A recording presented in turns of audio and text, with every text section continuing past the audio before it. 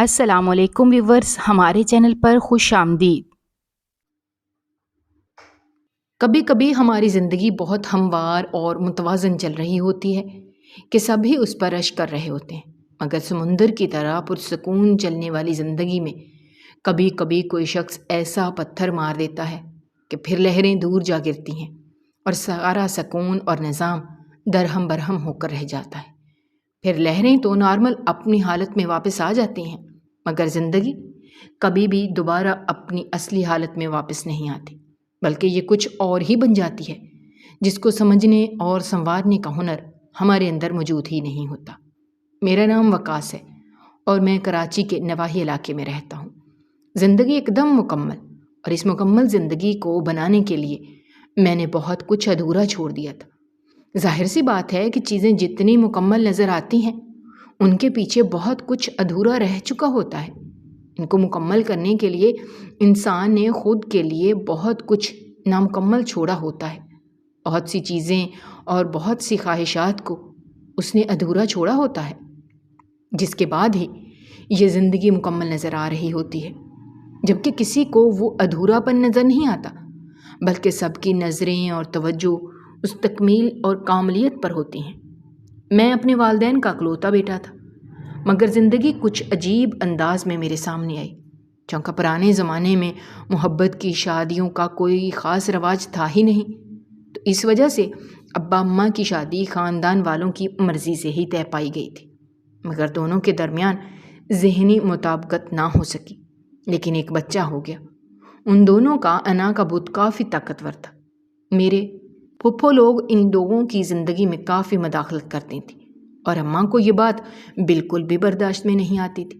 ان کو لگتا تھا کہ جب ہماری زندگی ہے اور ہم دوسروں کی زندگیوں میں کوئی دخل اندازی نہیں دیتے، تو پھپھو اور دادی کو بھی اس چیز کا اختیار کسی نے نہیں دیا کہ وہ لوگ آ کر ہماری زندگیوں میں دخل اندازی کریں اور ہماری زندگیوں کے فیصلے کریں۔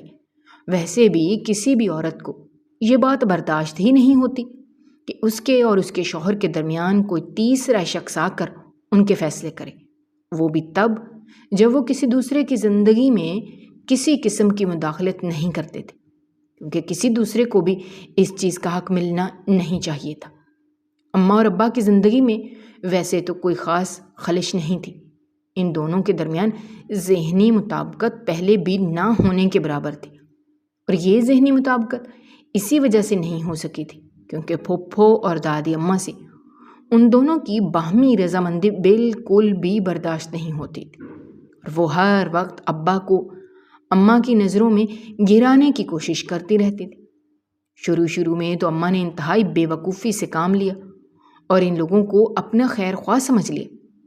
انسان کو کبھی بھی کسی دوسرے پر مکمل اور اندھا اعتبار نہیں کرنا چاہیے، بلکہ اپنی آنکھوں کو ہمیشہ کھول کر رکھنا چاہیے، کیونکہ کوئی پتہ نہیں ہوتا کب اور کہاں کس کا رنگ اور ڈھنگ بدل جائے، اور آپ ساری زندگی کے لیے اسی ایک لمحے کو روتے رہ جائیں کہ میں نے اپنی آنکھوں کو کیوں بند رکھا ہوا تھا اور مجھے معلوم ہی نہیں ہو سکا کہ یہ کیسے دوسروں کی زندگی ہماری زندگی پر اثر انداز ہو رہی ہے۔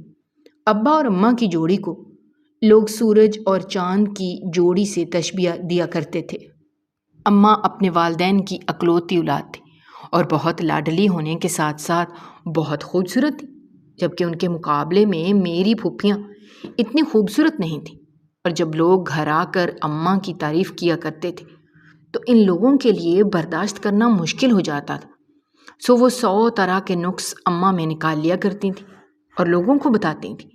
اگر کوئی کہہ دیتا کہ آپ کی بھابھی کتنی خوبصورت ہے تو وہ لوگ یہ کہہ دیتی کہ خوبصورتی کا ہم نے اچار ڈالنا ہے جب اس کے اندر رتی بھر سلیقہ نہیں ہے۔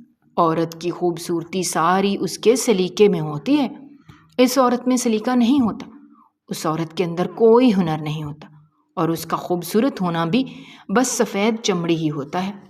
سارا دن کوئی چیز یہاں پڑی رہے تو اس کے اندر اتنی عقل نہیں ہے کہ یہ اٹھا کر کہیں رکھ دے، یہ تو اس کی خوبصورتی کا ہم نے بھرم رکھا ہوا ہے، ورنہ خدا جانتا ہے کہ ہم نے کیسے برداشت کیا ہے اس جیسی پھوہڑ اور نکار عورت کو۔ اماں کو یہ بات سن کر بہت زیادہ دکھ ہوتا تھا کیونکہ عورت جب بیاہ دی جاتی ہے اور وہ کسی دوسرے گھر میں چلی جاتی ہے تو یہ ہنر قدرتی طور پر اس کے اندر موجود ہے کہ وہ خود کو اس گھر اور اس کے اعتبار کے مطابق ڈھال لیتی ہے، اور جتنی بھی بد سلیقہ کیوں نہ ہو اس کے اندر سلیقہ آ ہی جاتا ہے۔ خیر، انہوں نے اماں کو ہر جگہ بدنام کر دیا ہوا تھا کہ یہ انتہائی پھوڑ عورت ہے، اور یہ بات اماں کو بہت بری لگتی تھی۔ اگر محلے میں کسی کے ساتھ اماں بیٹھنے کی کوشش کرتی تو ان کی ساس اور نندوں کو اس بات پر شدید قسم کا اعتراض ہو جایا کرتا تھا، اور ان کو یہی وہم لاحق ہوتا کہ جیسے یہ دوسروں کو ہمارے خلاف باتیں کرنے جا رہی ہے۔ دراصل انسان کو کیسا خود ہوتا ہے، اس کو یہی لگتا ہے کہ باقی سب بھی ایسے ہی ہوں گے۔ اب اماں ضد میں محلے والے لوگوں کے گھر آنے جانے لگی تھی، حالانکہ ان کی ایسی فتنہ نہیں تھی کہ وہ لوگوں میں اتنا گھل مل کر بیٹھے، مگر اب سارا دن کمرے میں بیٹھ کر گزارا تو نہیں کیا جا سکتا کہ ان کے سسرال میں، یعنی کہ ان کی نندیں اور ساس ان کو منہ ہی نہیں لگاتی تھی، تو بندہ سارا دن چپ کر کے بھی نہیں بیٹھ سکتا۔ اس لیے انہوں نے محلے میں نکلنا شروع کیا اور محلے کی عورتوں کے ساتھ بھی اٹھنا بیٹھنا شروع کر دیا۔ کسی کے ساتھ اٹھتے بیٹھتے ہیں تو آپ کو احساس ہوتا ہے کہ جس شخص کے بارے میں اتنا برا کہا جا رہا تھا تو وہ اتنا برا ہرگز نہیں تھا۔ اس وجہ سے محلے والے کی نظروں میں اماں کا امیج بہت اچھا ہو گیا، اور ان کو اندازہ ہو گیا کہ یہ تو واقعی میں بہت اچھی لڑکی ہے۔ بس اس کے سسرال والوں نے حسد میں آ کر اس کو سب کی نظروں میں بدنام کیا ہوا ہے۔ دیکھتے ہی دیکھتے محلے والوں میں اماں کی نرم گفتاری اور اچھائیوں کے چرچے ہونے لگے، اور سسرال والوں میں اب ظاہر سی بات ہے کہ یہ بات ہضم نہیں ہو رہی تھی، حالانکہ وہ اپنی مرضی سے اماں کو بیاہ کر لائے تھے۔ شادی سے پہلے تو یوں لگ رہا تھا جیسے اماں سے زیادہ ان کو اس دنیا میں کسی دوسرے انسان سے محبت ہی نہیں ہے، جبکہ شادی کے بعد انہوں نے ایسی نظریں پھیری تھیں کہ سب حیران رہ گئے تھے۔ اب ہوا یہ کہ محلے والے ظاہر ہے اچھے لوگوں کے ساتھ اٹھنا بیٹھنا پسند کرتے ہیں، خود انسان چاہے جیسا بھی ہو مگر اس کو ہمیشہ اچھے لوگوں میں اٹھنا بیٹھنا پسند ہوتا ہے، اور یہی حال محلے والوں کا بھی تھا۔ جب ان کے سامنے میری دادی اور پھپھی کا اصل چہرہ آ گیا تو ان لوگوں کو جیسے ان منافقوں سے چڑ سی ہو گئی تھی کہ کسی اچھی بھلی لڑکی سے بلا وجہ بیر پال کر بیٹھے ہوئے تھے۔ سب محلے والوں نے ان کے بارے میں باتیں کرنا شروع کر دی، یعنی جو گڑھا انہوں نے اماں کے لیے کھودا تھا اس میں وہ لوگ گرنا شروع ہو گئے، تو ان کے لیے بات برداشت کرنا ناممکن ہو گیا۔ ان کو یوں لگ رہا تھا کہ ان کی ساری محنت جیسے پانی میں گر گئی ہو۔ اب ظاہر سی بات ہے اماں کا امیج لوگوں کی نظروں میں خراب کرنے کے لیے محنت تو انہوں نے کی تھی، اور اب وہ ساری محنت رائگاں ہو رہی تھی تو اماں سے نفرت خود بخود بڑھنے لگی تھی۔ اب انہوں نے یہی سوچ لیا تھا کہ محلے والوں کی نظروں میں گرانے میں تو کامیابی نہیں ہو سکی، لیکن ابا کی نظروں میں گرانے کا پروگرام کیا جا سکتا ہے، کیونکہ مرد انتہائی کان کا کچا ہوتا ہے، کسی کی باتوں میں بڑی جلدی آ جاتا ہے، جبکہ اگر وہ اس کے گھر والے ہوں تو وہ ایک لمحہ بھی نہیں لیتا ان لوگوں کی باتوں میں آنے کا۔ کسی نے یقیناً تجربے کا نچوڑ کر کے ہی یہ بات کہی تھی کہ عورت ہی عورت کی دشمن ہوتی ہے، مرد کو کبھی بھی عورت سے کوئی مسئلہ نہیں رہتا، اگر عورتوں کی آپس میں بن جائے تو یقین کریں گھر جنت ہو جاتے ہیں، کیونکہ مرد تو کسی بھی حال میں عورت کے ساتھ ایڈجسٹ کر ہی لیتے ہیں۔ اگر کوئی مرد اپنی بیوی کے ساتھ ایڈجسٹ نہیں کر رہا تو یقیناً اس کے پیچھے کوئی نہ کوئی عورت موجود ہوگی۔ اور پھر ایک دن ابا گھر آئے تو دادی سر باندھ کر لیٹی ہوئی تھی، اور ابا نے پوچھا کہ خیریت ہے اماں، آپ کیوں لیٹی ہوئی ہیں؟ تو انہوں نے کہا کہ میرا سر درد سے پھٹا جا رہا ہے، مجھے یہ تمہاری بیوی چین سے کبھی نہیں جینے دے گی۔ اور ابا نے حیرانی سے دیکھا اور کہا اماں اب کیا ہو گیا؟ کیونکہ ان لوگوں کی آپسی چپکلش کی ابا کو خبر ہو چکی تھی، اور کہنے لگیں کہ میں نے تو اتنے چاؤ سے اس لڑکی کو بیاہ کر اس آنگن میں اتارا تھا، میں نے کب سوچا تھا کہ جس کو میں چاہ سے بیاہ کر لا رہی ہوں وہ مجھے ہی دن کو تارے دکھا دے گی۔ مرد سارا دن باہر کے لوگوں کی طرح طرح کی باتیں سن چکا ہوتا ہے، اور جب گھر میں واپس آتا ہے تو اس کو ذہنی سکون چاہیے ہوتا ہے، اور جب اس کو یہ سکون گھر سے میسر نہیں ہوتا تو وہ تمام وجوہات ختم کرنے کے در پہ ہو جاتا ہے۔ ابا کو معاملے کی طوالت میں کوئی دلچسپی نہیں تھی، بس جاننا چاہ رہے تھے کہ کیا ہوا ہے۔ اس لیے انہوں نے کہا کہ اماں آپ مجھے سادہ الفاظ میں بتا سکتی ہیں کہ آج کیا ہوا ہے؟ تو انہوں نے کہا تمہاری بیوی نے ہمیں محلے میں بدنام کر کے رکھا ہوا ہے۔ یہ کہتی ہے کہ مجھ پر ظلم کیے جاتے ہیں، میرے ساتھ گھر والوں کا رویہ اچھا نہیں ہے، جبکہ تم تو دیکھتے ہو نا ہم ہمیشہ اس کا کتنا کرتے ہیں۔ اور اماں نے جب یہ بات سنی تو وہ فوراً باہر آ گئے، کیونکہ اپنے خلاف اتنی باتیں سننا ان کے بس کی بات نہیں تھی، اور کہا کہ اماں آپ یہ بات سچ سچ اپنے بیٹے کو کیوں نہیں بتا دیتی کہ آپ کا میرے ساتھ یہ اچھے رویے کا ڈھونگ صرف ان کے سامنے ہوتا ہے، ورنہ پیچھے سے آپ لوگوں نے مجھے محلے میں بدنام کیا ہوا ہے۔ یہ کہہ کر کہ آپ کی قسمت پھوٹ گئی ہے، جو مجھ جیسی نکمی اور پھوہڑ لڑکی آپ لوگوں کی قسمت میں آ گئی۔ وہ تو میں محلے میں باہر نکلی تو مجھے علم ہوا کہ آپ لوگوں نے ان سب کے دلوں اور دماغوں میں میرے خلاف کتنی نفرت بھری ہوئی تھی۔ میں نے کبھی آپ لوگوں کے متعلق کسی سے کوئی بات نہیں کی، اور آپ لوگوں نے ان لوگوں کے ذہن میں میرے خلاف پتہ نہیں کیا کیا خرافات بھری ہوئی تھی، اور جب آپ کا گند آپ پر ہی الٹ گیا ہے تو آپ سے برداشت نہیں ہو رہا۔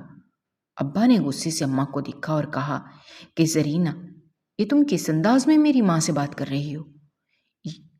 مرد یہ بات برداشت کر لیتا ہے کہ اس کی بیوی اس کے ساتھ کس انداز یا لہجے میں بات کر رہی ہے، بلکہ اس کو اس بات کی کوئی پرواہ نہیں ہوتی، لیکن بات ذرا بھی ماں یا بہن پر آئے تو پتہ نہیں اس کو کیوں لگتا ہے کہ عزت نفس اور عزت بس اس کی ماں اور بہنوں کی ہی ہے، باقی سب تو جیسے اپنی عزت نفس اور اپنی عزت پر سمجھوتا کر کے اس گھر میں آ چکی ہیں۔ تو اماں نے کہا کہ جس طرح ان سے بات کرنی چاہیے میں بالکل ویسے ہی بات کر رہی ہوں۔ خیر جب اس بات پر ہنگامہ ہوا تو ابا نے اماں کو سختی سے منع کر دیا کہ تم کیوں محلے کی عورتوں کے سامنے جاتی ہو، تم کیوں لوگوں کے ساتھ اٹھتی بیٹھتی ہو، ان لوگوں نے ہی تمہارا دماغ خراب کیا ہوا ہے۔ اس پر اماں نے کہا کہ میں کوئی بے وقوف عورت نہیں ہوں کہ کوئی بھی مجھے کسی کے خلاف کرے گا تو میں ان لوگوں کی باتوں میں آ جاؤں گی۔ میرا اپنا دماغ ہے اور میں اس کو استعمال میں لا کر کوئی بات کرتی ہوں۔ میں بے سبب اور بلا وجہ نہ کچھ کہتی ہوں اور نہ ہی سنتی ہوں، کیونکہ یہ میری تربیت میں شامل ہی نہیں ہے۔ انہوں نے یہ بات دادی اور پھپھو کو دیکھ کر جتاتے ہوئے انداز میں کہی، جس پر پھپھو نے تو رونا شروع کر دیا کہ یہ ہمیں ٹوکے مار رہی ہے۔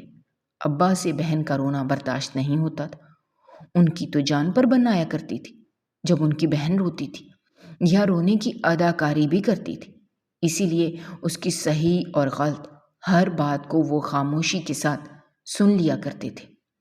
کبھی کبھی انہیں خود بھی احساس ہوتا تھا کہ ان کی بہن زیادتی کر جاتی ہے، مگر پھر یہ خیال دادی ان کے دماغ میں ڈال دیتی تھیں کہ کچھ عرصہ ہی تو یہ یہاں پر ہے، اس کے بعد جب اس کی شادی کر دیں گے تو یہ ہمیشہ ہمیشہ کے لیے چلی جائے گی اور مہمان بن کر آئے گی، تم اس کو دیکھنے کو بھی ترس جایا کرو گے، اس لیے اب تم پر مان کر کے کوئی بات کہہ دیتی ہے تو تم اس کی بات سن لیا کرو۔ یہ مائیں ہی ہوتی ہیں جو بچوں کو آپس میں دور بھی کرتی ہیں اور قریب بھی کرتی ہیں۔ اور ابا نے اماں کو ڈانٹنے والے انداز میں کہا کہ آئندہ تم محلے میں نہیں نکلو گی۔ تو اماں نے طنزیہ انداز میں ابرو جھکا کر کہا کہ پھر میں کیا کروں گی یہ بھی بتا دیں۔ تو انہوں نے کہا کیا مطلب کیا کرو گی؟ گھر کے 100 کام کرنے والے ہوتے ہیں وہ کیا کرو، اور اپنی اماں اور اپنی نند کے ساتھ بیٹھا کرو، ان کے ساتھ تعلق اچھا کرو۔ تمہیں محلے والوں کی کیا پرواہ ہے؟ تم کیوں محلے والوں کے ساتھ جا کر رابطے استوار کر رہی ہو؟ تمہارا کام صرف یہ ہے کہ گھر والوں کے ساتھ اچھا تعلق بنا کر رکھو۔ تم نے زندگی گھر والوں کے ساتھ گزارنی ہے، محلے والوں کے ساتھ گزارنی ہے؟ جس پر اماں نے کہا کہ یہی تو مسئلہ ہے آپ کا کہ آپ نے بس تصویر کا ایک رخ دیکھ لیا ہے اور آپ کو وہی سچ لگ رہا ہے، جبکہ حقیقت کچھ اور ہے۔ آپ کی ماں اور بہنوں سے میری موجودگی ہی برداشت نہیں ہوتی، سارا دن یہ لوگ مجھے تانے دیتی رہتی ہیں اور طرح طرح کی باتیں کرتی ہیں۔ اگر غلطی سے کوئی گھر میں داخل ہو جائے تو یہ میری پتہ نہیں کون کون سی برائیاں ان کے سامنے کرتی رہتی ہیں، اور آپ کہہ رہے ہیں کہ میں ان لوگوں کے ساتھ بیٹھوں۔ کیا آپ نے ان لوگوں سے پوچھا ہے کہ یہ میرے ساتھ کیوں نہیں بیٹھتی؟ محلے کے لوگوں کے ساتھ جا کر بیٹھتی ہیں، ان کے کانوں میں میرے خلاف باتیں ڈالتی رہتی ہیں۔ اس پر ابا کو مزید غصہ آ گیا، تو وہ کہنے لگے کہ میں تم سے پہلے بھی کہہ رہا ہوں کہ تم کو محلے والوں کی کیا پرواہ ہے؟ میں اس بات کی فکر کیوں ہے کہ وہ تمہارے بارے میں کیا سوچ رہے ہیں؟ تو اب اماں کو بھی برا لگا، اور انہوں نے کہا وہی تو میں کہہ رہی ہوں کہ اگر میں ان کے خلاف بالفرض محلے والوں کے کان میں کچھ ڈال رہی ہوں تو ان کو کیا؟ محلے والے ان کے خلاف کیا سوچتے ہیں؟ جس پر الفاظ رد و بدل کی وجہ سے اماں کا پلڑا ایک دم سے ہلکا ہو گیا، اور دادی نے کہا دیکھا، اس نے مان لیا کہ یہ محلے والوں کے دماغ میں ہمارے خلاف باتیں ڈال رہی ہے، اور ہم نے اتنی مدتوں سے یہاں پر عزت کمائی، اور اس عزت کا جنازہ نکالنے پر یہ تلی ہوئی ہے۔ دادی نے تو باقاعدہ اپنا سینہ پیٹنا شروع کر دیا، اور ابا 3 عورتوں کی جنگ میں جیسے ہار کر رہ گئے تھے۔ ان کو اب احساس ہوا تھا کہ واقعی توازن رکھنا کس قدر مشکل ہوتا ہے۔ جس کو دیکھو اور جس کی سنو وہی سچا لگ رہا تھا۔ بات دراصل یہ تھی کہ ابا اماں سے پہلے ہی بہت زیادہ بدظن اور بدگمان تھے۔ اس وجہ سے اماں کو ابا کی نظروں میں گرانے کے لیے دادی اور میرے پھپھو کو کوئی زیادہ محنت نہیں کرنا پڑی تھی۔ یوں بات بہت زیادہ بڑھ گئی تھی، اور الزام سارا اماں پر آ گیا تھا، اور اماں کو بہت دکھ ہو رہا تھا کہ ابا دونوں جانب تصویر کو دیکھنے کے بجائے، دونوں کے حالات جاننے کے بجائے بس اپنی ماں اور بہنوں پر یقین کر رہے تھے، اور جب اماں بھی کوئی بات سننے کو تیار نہیں تھی تو ابا کو بہت زیادہ غصہ آ گیا، اور انہوں نے کہا کہ تم یہاں سے دفع ہو جاؤ، میں تمہارے ساتھ رہنا ہی نہیں چاہتا۔ اور اماں کو اتنا برا لگ رہا تھا کہ اگر وہ کمرے میں یہ بات کرتے تو اماں کو اتنا برا نہ لگتا، لیکن انہوں نے سارے زمانے کے سامنے رسوا کر کے کہہ دیا تھا۔ پھپھو اور دادی کا تو سینہ جیسے فخر سے بلند ہو رہا تھا، جیسے انہوں نے کوئی بہت بڑا کارنامہ سر انجام دے دیا ہو۔ اماں نے اسی غصے میں کھانا بھی نہیں کھایا تھا۔ دادی نے ان سے کہا کہ اگر تم میں اتنی ہی غیرت ہے تو تم ابھی تک یہاں پر ٹکی کیوں ہو؟ تم یہاں سے دفع کیوں نہیں ہو جاتے؟ جس کے سہارے پر تم یہاں رہ رہی تھی اور جس پر تمہیں اتنا غرور تھا، وہی تمہارا مان اور غرور توڑ چکا ہے۔ جب تمہارے شوہر نے بھی کہہ دیا ہے کہ میں تم جیسی عورت کے ساتھ شادی کر کے اپنی زندگی کی سب سے بڑی غلطی کر چکا ہوں، تو تمہیں یہاں پر رہنا ہی نہیں چاہیے، بلکہ تمہیں تو یہاں سے چلے جانا چاہیے۔ اور اماں وہی عورت تھی جو بہت جذباتی ہو کر فیصلے کر لیتی تھی، اور بعد میں جب عقل آتی تھی تو بہت زیادہ پچھتایا کرتی تھی۔ لیکن کہتے ہیں نا، جب دیر سے عقل آئے تو پچھتانے کا کوئی فائدہ نہیں ہوتا۔ ایسا ہی اماں کے ساتھ بھی ہوا تھا۔ خیر، اماں نے اس دن فیصلہ کر لیا کہ اب وہ واپس کبھی نہیں آئیں گے، چاہے کچھ بھی ہو جائے، کیونکہ انہوں نے ابا سے کہا تھا کہ میں یہ گھر چھوڑ کر جا رہی ہوں، اور جب تمہیں احساس ہوگا نا کہ صحیح کون ہے اور غلط کون ہے تو بیٹھ کر پچھتاتے رہنا، مجھے لینے مت آنا۔ انہوں نے روکا نہیں تھا، بلکہ کہا تھا کہ جا رہی ہو تو اب دوبارہ واپس مت آنا، کیونکہ مجھے اپنا ذہنی سکون بہت زیادہ عزیز ہے، اور تم جیسی عورت کی وجہ سے وہ برباد ہو کر رہ گیا ہے۔ کاش میں نے وقت پر یہ فیصلہ کر لیا ہوتا تو ہمارے بیٹے کی زندگی برباد نہ ہو رہی ہوتی۔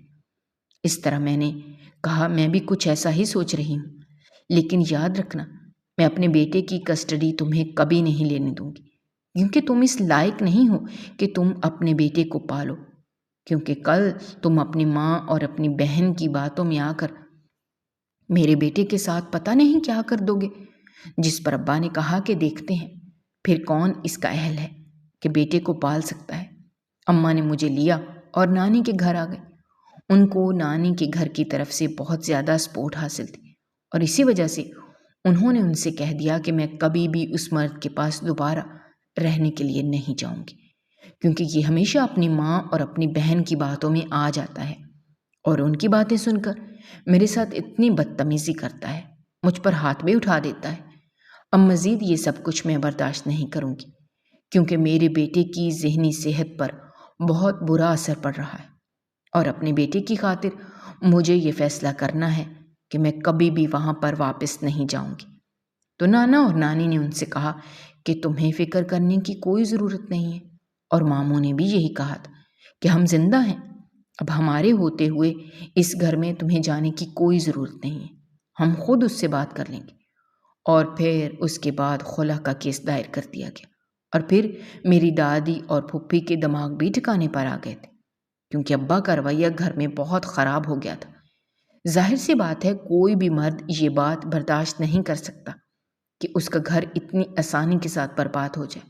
اور پھر جب وہاں پر گئے اور مجھ سے پوچھا گیا تو ظاہر ہے تب میں اچھا خاصا سمجھدار تھا، اور میں نے یہ کہا کہ میں دونوں کے ساتھ رہنا چاہتا ہوں۔ میں بہت زیادہ رویا تھا، تو اس وجہ سے پتہ نہیں کیسے ان دونوں کا دل پسیج گیا، اور وہ دونوں ہی رو پڑے اور کہا کہ ٹھیک ہے، ہم اپنے بیٹے کی خاطر اس رشتے کو ایک اور موقع دینا چاہتے ہیں، مگر بہت دیر ہو چکی تھی۔ ویسے بھی اتنا عرصہ ایک دوسرے سے دور رہنے کے بعد ایک دوسرے کی قدر ہو ہی جاتی ہے۔ پھر سب کی رضامندی کے ساتھ ابا اماں کو لے کر گھر آ گئے، اور اب کی بار انہوں نے وارن کیا تھا کہ اگر گھر میں کسی قسم کی چپکلش کی گئی تو میں واقعی میں اپنی بیوی اور بچے کو لے کر علیحدہ ہو جاؤں گا، کیونکہ ان کو تھوڑے ہی عرصے میں اس چیز کا احساس ہو گیا تھا کہ واقعی میں غلطی ان کی ماں اور ان کی بہنوں کی تھی۔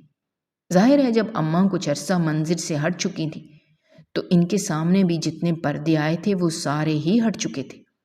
ابھی ہمیں گھر میں آئے 2 دن ہی ہوئے تھے کہ اچانک ہی ابا کا موٹر سائیکل کسی ٹرک کے نیچے آ گیا، اور وہ زخموں کی تاب نہ لا سکے اور موقع پر ہی دم توڑ گئے، اور اس حادثے نے گھر میں موجود تمام خواتین کو بھی توڑ کر رکھ دیا تھا۔ اور کچھ عرصے بعد ہی دادی تو ٹوٹ کر رہ گئی تھی، سو ان کا رویہ اماں کے ساتھ اچھا ہو گیا تھا، لیکن میری پھپھی کا رویہ پہلے سے بھی بدتر ہو گیا تھا، کیونکہ انہوں نے کہا تھا کہ میرے بھائی کو کھانے والی کوئی اور نہیں بلکہ میری بھابھی ہی ہے۔ اس کا رونا ان کے بھائی کو لے ڈوبا تھا، جبکہ وہ یہ نہیں جانتی تھیں کہ جو قیامت اماں پر گزری تھی اس کا تو 1% بھی ان پر نہیں گزرا۔ ابا کا سب کے ساتھ مختلف رشتہ تھا، سب کو ہی تکلیف ہوئی تھی، مگر جو تکلیف مجھ پر اور اماں پر گزری تھی وہ کسی اور پر نہیں گزر سکتی تھی۔ خیر کچھ عرصہ یوں ہی گزرنے لگا، اور سب نے اماں کو بہت زیادہ سمجھانے کی کوشش کی کہ ابھی وہ جوان جہان ہیں تو ان کو نئی زندگی شروع کر لینی چاہیے، جس پر اماں نے کہا کہ میں کبھی بھی دوبارہ شادی نہیں کروں گی، کیونکہ میرا بیٹا بکھر کر رہ جائے گا، اور مجھے اس دنیا میں اپنے بیٹے سے زیادہ کوئی شخص عزیز نہیں۔ سب نے کہا کہ تنہائی کے ساتھ زندگی کاٹنا بہت مشکل ہے، تو انہوں نے پہلی بار اپنی ساس کے ہاتھ پر ہاتھ رکھ کر کہا کوئی تنہائی نہیں ہے، میرے ساتھ ماں کی طرح یہ موجود ہیں، اگر میں نے شادی کر لی تو میرا بیٹا اور میری ماں دونوں تنہا ہو جائیں گے، اور یہ ظلم میں نہیں کر سکتی۔ دادی نے اس روز ہاتھ جوڑ کر اماں سے معافی مانگی تھی اور کہا تھا کہ تم کتنی اچھی تھی اور میں تمہیں کتنا غلط سمجھتی رہی، میں نے تمہاری زندگی برباد کر دی، میری بیٹی مجھے معاف کر دو۔ تو اماں نے کہا ایسی بات نہیں ہے، یہ سب کچھ ہماری قسمت میں لکھا ہوا تھا اور اس کو یوں ہی ہونا تھا، آپ خود کو اس چیز کے لیے الزام مت دیں، دیکھے گا بہت جلد سب کچھ ٹھیک ہو جائے گا۔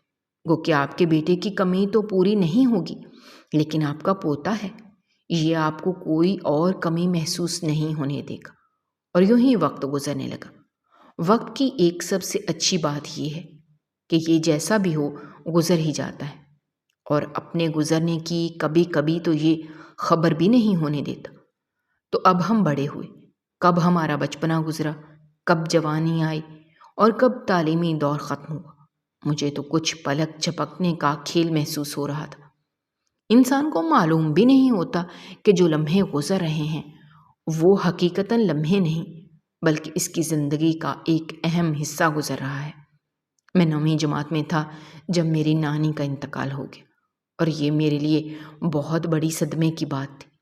اور پھر میرے لیے وہ دن بہت ہی خوشی کا دن تھا جب مجھے سرکاری نوکری مل گئی۔ میں اپنے خاندان کا سب سے خوبصورت مرد تھا، اور اس بات کا علم سب کو تھا، اور میں خود بھی اس بات سے بخوبی واقف تھا کہ اپنے خاندان کا سب سے خوبصورت مرد ہونے کا شرف مجھے حاصل ہے۔ سب مجھے کہا کرتے تھے کہ یہ اپنے باپ سے بھی زیادہ خوبصورت ہے۔ تب مجھے ابا شدت سے یاد آیا کرتے تھے کہ ان کا نقش اب میرے دماغ سے دھندلا چکا تھا، اور جب سب مجھے کہتے کہ یہ اپنے باپ سا دکھتا ہے تو میرے لیے یہ کسی گولڈ میڈل سے کم نہیں ہوتا۔ پھر وقت گزرنے لگا اور سارے خاندان کی لڑکیاں مجھ پر مر مٹتی تھیں، جبکہ میرے اندر فطری طور پر لڑکیوں کی طرف متوجہ ہونے والا مادہ ہی نہیں تھا۔ میں وہ انا پرست مرد تھا جو عورتوں کی طرف دیکھنا بھی اپنی توہین سمجھتا تھا۔ میں نے بس یہی سوچا ہوا تھا کہ شادی اپنی مرضی سے کروں گا، لیکن ایسی لڑکی سے نہیں کروں گا جو لٹو کی طرح میرے ارد گرد گھومتی رہے گی۔ سبھی خاندان کی لڑکیاں میرے سے بات کرنے کے لیے ترسا کرتی تھیں، مگر میں کسی کو گھاس تک نہیں ڈالتا تھا۔ اور میری پھوپھو کی بیٹی ہمارے گھر رہنے آئی تو مجھے اس سے ویسے ہی چڑ ہو چکی تھی۔ وہ ہر وقت میرے ارد گرد گھومتی رہتی تھی۔ کبھی کوئی بہانہ اسے مل جاتا تھا تو کبھی کوئی بہانہ لے کر وہ میرے آگے پیچھے آ جایا کرتی تھی۔ میں اماں سے کہا کرتا تھا کہ مجھے اس کا یہاں پر رہنا بالکل پسند نہیں ہے، لیکن وہ کہتی تھیں کہ بیٹا یہ اس کا ننھیال ہے، آپ اس کو روک تو نہیں سکتی نا۔ میں نے تصور بھی نہیں کیا تھا کہ یہ منحوس لڑکی میرے لیے کس طرح کی مصیبت کا سبب بن جائے گی، کیونکہ ایک روز اس نے مجھے کہا تھا کہ میں تم سے شدید محبت کرتی ہوں، اور وہ دن دور نہیں جب میں تمہیں حاصل کرنے میں کامیاب ہو جاؤں گی۔ اور میں نے کہہ دیا تھا کہ تمہارا یہ خواب خواب ہی رہے گا، اس کو تعبیر کبھی نہیں مل سکے گی۔ ہوا کچھ یوں کہ دادی کا سالانہ ختم آ گیا اور سارا ہی خاندان وہاں پر جمع تھا، اور میں اپنے کمرے میں گیا کیونکہ مجھے کوئی ضروری کال کرنی تھی۔ تو اچانک وہ میرے پیچھے آ گئی اور مجھے پتہ تک نہ چلا کہ وہ کیا کر رہی ہے۔ اچانک اس نے شور مچانا شروع کر دی۔ میں نے کہا تم پاگل ہو گئی ہو کیا؟ مگر پانی سر سے گزر چکا تھا جب اس نے سب گھر والوں سے کہا کہ اس نے میرا ریپ کر دیا ہے۔ میرے سر پر آسمان گر گیا تھا، اور میں نے کہا تھا کہ یہ لڑکی جھوٹ بول رہی ہے، میں ایسا انسان نہیں ہوں، آپ سب لوگ جانتے ہیں۔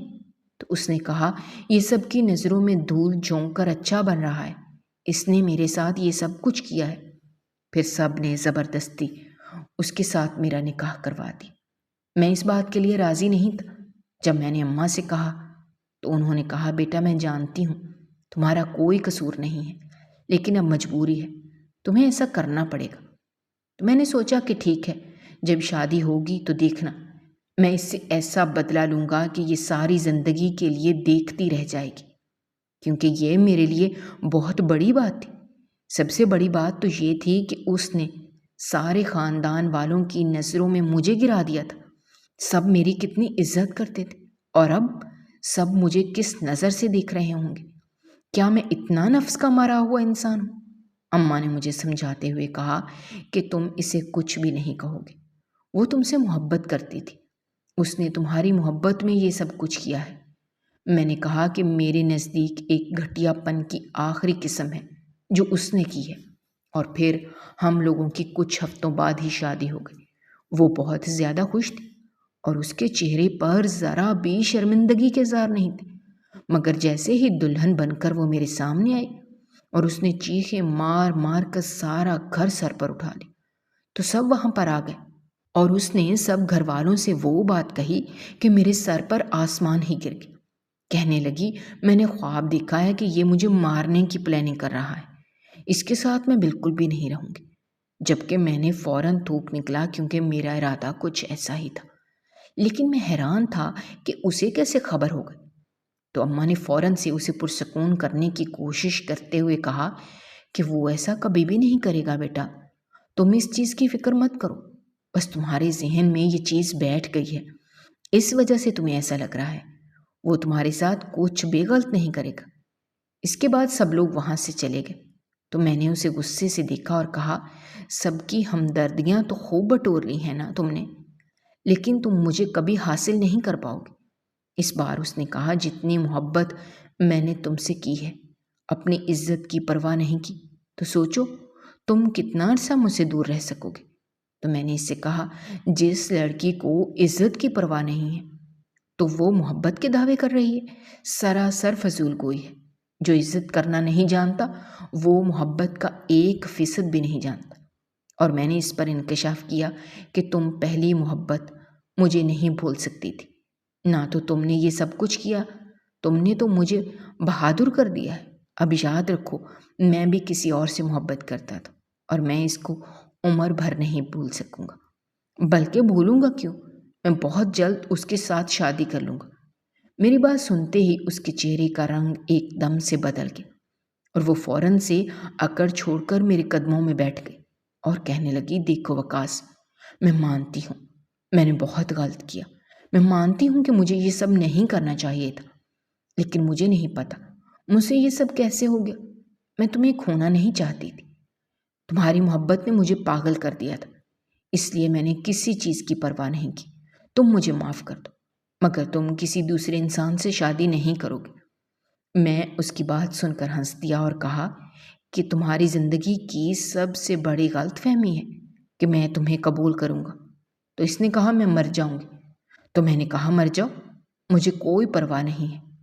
اور اس رات میں سو گیا تو اس پاگل لڑکی نے خودکشی کر لی۔ مجھے اندازہ تک نہیں ہو سکا کہ اس نے یہ کام کب کیا، اور میز پر ایک خط لکھا ہوا تھا جس میں یہ لکھا تھا کہ میں تم سے پاگلوں کی طرح محبت کرتی ہوں، اور کوئی اور لڑکی ہمارے درمیان آتی تو میں جیتے جی مر جاتی، مگر دیکھ لو، اب میں ساری زندگی تم دونوں کے درمیان رہوں گی۔ یہ خط پڑھ کر میں اندر تک ہل گیا تھا۔ سب دنگ رہ گئے تھے کہ اس بے وقوف لڑکی نے کیا کر دیا تھا، اور میں تو بتا نہیں سکتا کہ کس اذیت کے درجے پر تھا، کیونکہ میری زندگی میں واقعی کوئی لڑکی نہیں تھی۔ میں تو اس کو اذیت دینے کے لیے یہ سب کہہ رہا تھا، اور اس نے جذبات میں آ کر کیسا قدم اٹھا لیا۔ اس لیے کہا جاتا ہے کہ محبت کرنے والوں کو اور جذباتی لوگوں کو آزمانا نہیں چاہیے۔ یہ آپ کو ایسی آزمائش میں پھینکتے ہیں کہ اب ساری زندگی اس سے نہیں نکل سکتے۔ آج 5 سال ہو چکے تھے، مگر میرا پھر بھی شادی کرنے کو دل نہیں کرتا تھا۔ پتہ نہیں کیوں اب اس کی محبتیں اور شرارتیں مجھے بہت یاد آتی تھیں، لیکن اب اس سب کا فائدہ نہیں تھا، اور پچھتانے کے علاوہ کوئی چارہ بھی نہیں تھا۔ میں مکمل بے قصور تھا، مگر وہ ساری زندگی کے لیے مجھے قصوروار ٹھہرا گئے۔ اگر آپ کو ہماری کہانیاں پسند آ رہی ہیں تو ہمارے چینل کو سبسکرائب کیجیے، ویڈیوز پر کمنٹ کیجیے اور شیئر کیجیے۔ شکریہ۔